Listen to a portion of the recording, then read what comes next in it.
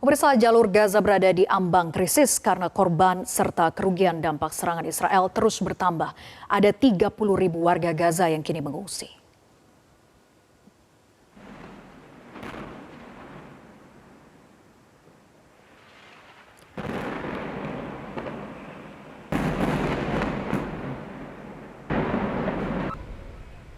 Pada hari ketiga serangan udara terus dilancarkan di Israel. Serangan udara yang masif dilakukan Israel menyasar sejumlah situs dan markas Hamas di daerah pantai. Dampak serangan kedua belah pihak menyebabkan ribuan orang meninggal dunia dan luka-luka. Otoritas kesehatan setempat menyebut sudah kewalahan menangani korban karena kekurangan obat dan pasokan listrik yang terbatas.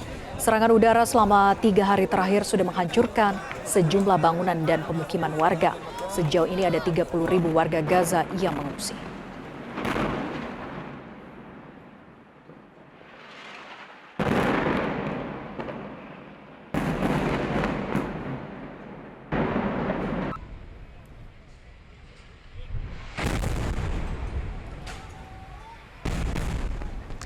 Pemirsa, Kedutaan Besar Republik Indonesia di Amman menerbitkan sejumlah himbauan untuk warga negara Indonesia di jalur Gaza dan tepi barat sehubungan pecahnya perang antara Israel dan Hamas. KBRI Amman sebagai utusan Indonesia untuk Palestina, kita telah terhubung dengan Duta Besar Republik Indonesia untuk Yordania dan Palestina, Ade Patmo Sarwono. Pak Ade, apa saja isi himbauan resmi yang telah dikeluarkan oleh KBRI Amman bagi WNI yang berada di wilayah Gaza dan juga tepi barat? Selamat sore di Jakarta, selamat siang dari Amman. Jadi himbauan kami dari KBRI Amman merujuk juga travel advisory yang telah dikeluarkan oleh Kementerian Luar Negeri.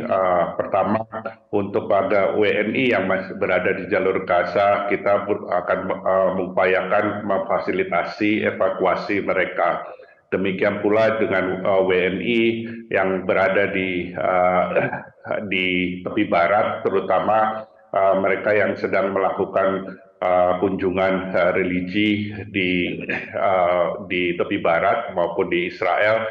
Kita menghimbau untuk secepatnya keluar dari Israel atau tepi barat. Demikian pula bagi mereka yang mempunyai rencana berkunjung ke tepi barat maupun Israel, kita meminta untuk membatalkan kunjungan mengingat kondisi situasi di tepi barat di Israel ini tidak kondusif untuk melakukan suatu kunjungan. Ya, sejauh ini tercatat ada berapa warga negara Indonesia yang rencananya akan dievakuasi yang berada di jalur Gaza maupun juga tepi barat ini? Sementara ini WNI yang di jalur Gaza itu ada 10 orang, 5 orang dewasa dan 5 orang anak-anak. Pada hari ini satu keluarga ingin melakukan evakuasi dan kita sudah berkoordinasi juga dengan KBRI Kairo karena mengingat perbatasan jalur Gaza hanya bisa dilalui dari Mesir. Namun demikian informasi yang kami peroleh dari kemarin dan hari ini bahwa perbatasan antara jalur Gaza dengan Mesir, perbatasan Rafah itu masih ditutup, mengingat kemarin perbatasan terkena sasaran dari pemboman Angkatan Udara Israel. Jadi kami terus memonitor, satu keluarga ingin evakuasi, sementara yang lain belum memutuskan, dan mungkin tadi ada konferensi pers dari MRC bahwa mereka relawannya masih akan tinggal di jalur Gaza. Sementara yang di tepi barat setelah terdeteksi dari kunjungan religi yang berjumlah 231 hari ini, siang ini tadi diinformasikan sudah keluar dari tepi barat dan kembali ke Yordania, dan kami terus memonitor mereka yang masih berada di tepi barat maupun di Israel. Ya, blokade masih dilakukan sehingga jalur evakuasi pun tidak bisa terbuka begitu ya, terkendala.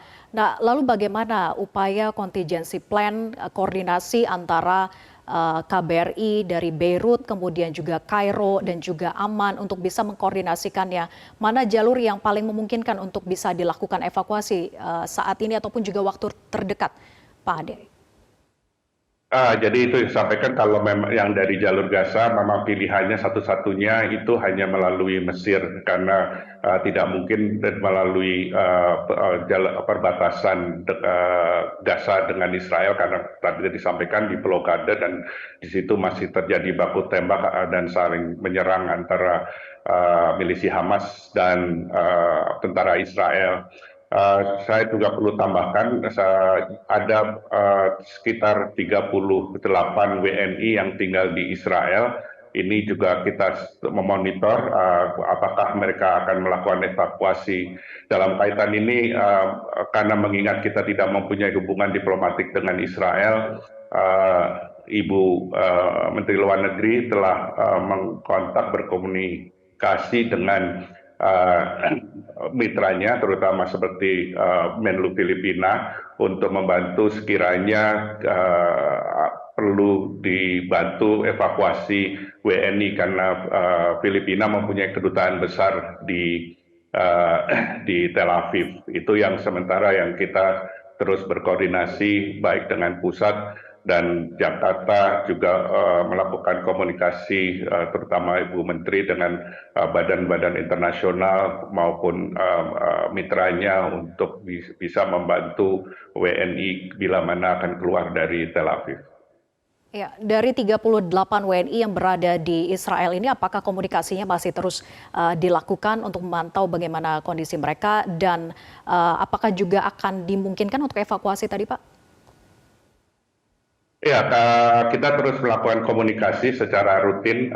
Kita melakukan hubungan dan mencari informasi. Karena ada juga kendala yang kita hadapi bahwa dari 38 itu apakah mereka semua tinggal di Tel Aviv atau di kota-kota lain di luar Tel Aviv. Nah, kalau terkait dengan evakuasinya, ini yang sedang kita kelola di pusat di Jakarta dan juga berkontak dengan mitra kita negara-negara sahabat yang bisa membantu kemungkinan evakuasi karena jadi saya sampaikan kita tidak mempunyai perwakilan karena kita tidak punya hubungan diplomatik dengan Israel, jadi ini kita perlu bantuan dari negara lain. Iya. Baik, Pak Ade, jumlah korban dikabarkan terus meningkat. Apakah di antaranya tercatat ada yang merupakan warga negara Indonesia sejauh ini, Pak? Iya, sejauh ini alhamdulillah terutama yang di Gaza WNI kita dalam kondisi aman dan baik walaupun mereka sangat khawatir karena kondisi di Gaza ini sudah memprihatinkan dengan blokade yang dilakukan Israel. Suplai makanan dan obat-obatan semakin terbatas mengingat meningkatnya korban jiwa dari warga Palestina di Gaza. Demikian pula serangan-serangan udara dari Israel berdampak juga kepada menyasar perumahan-perumahan. Jadi situasinya memang sangat mencekam. Sehingga kita terus menghimbau untuk berusaha mencari tempat yang aman. Mudah-mudahan mereka bisa memperoleh tempat yang bisa dikatakan lebih aman dari kemungkinan serangan udara Israel.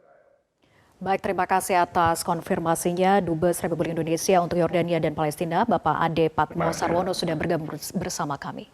Jelajahi cara baru mendapatkan informasi. Download Metro TV Extend sekarang.